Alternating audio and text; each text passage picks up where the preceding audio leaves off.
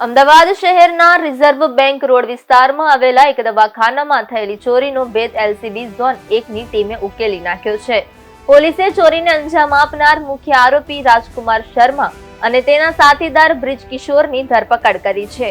ચોરીની સમગ્ર ઘટના સીસીટીવી કેમેરામાં કેદ થઈ હતી। આરોપી રાજકુમાર શર્માએ ચોરી કરવા માટે અનોખી મોડસ ઓપરેન્ડી અપનાવી હતી। તે દર્દી બનીને હોસ્પિટલ પહોંચ્યો હતો અને કમરમાં દુખાવો થતો હોવાનું કહીને ડોક્ટરને બતાવવાનું નાટક કર્યું। ડોક્ટર અને તેમની પત્નીનું ધ્યાન ચૂકવવા માટે તેણે ડોક્ટરે પહેરેલી ઘડિયાળ સારી છે તેમ કહી બંનેને વાતોમાં ઉલઝાવી રાખ્યા અને દવાખાનામાંથી 50,000ની રોકડ રકમની ચોરી કરી લીધી। ચોરીને અંજામ આપ્યા બાદ આરોપી રાજકુમાર શર્માએ આ રૂપિયામાંથી નવો આઈફોન પણ ખરીદ્યો હતો। એલસીબી ઝોન 1ની ટીમે બંને આરોપીઓની ધરપકડ કરી તેમની પાસેથી મોબાઈલ ફોન, ગાડી અને રોકડ રકમ કબજે કરી છે।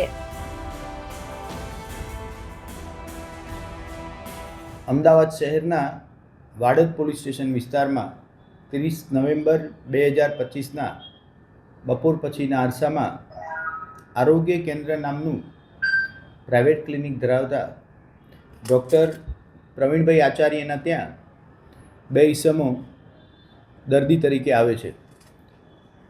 ડૉક્ટર પ્રવીણભાઈને વાતોમાં ઉલઝાવી આમાંનો એક ઈસમ ડૉક્ટરની પાછળની બાજુની ચેર પસાર કરી અને 5 લાખ રૂપિયા રોકડા એમના ડ્રોવરમાં મૂકેલા લઈ જાય છે।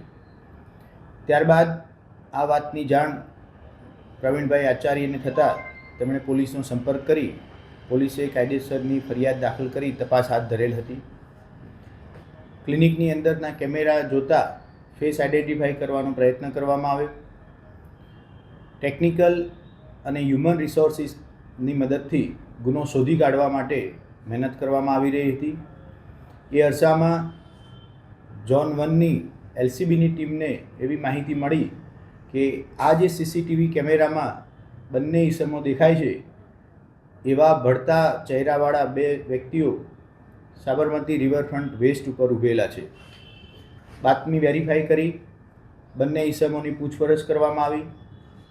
અલગ અલગ પ્રયુક્તિથી પૂછપરછ કરતાં છેલ્લે બંને ઈસમો ભાગી પડેલ અને પોતે પ્રવીણભાઈ આચાર્યના ત્યાં એમની નજર ચૂકવી 5 લાખ રૂપિયા રોકડા ચોરી કરેલનું કબૂલેલું હતું।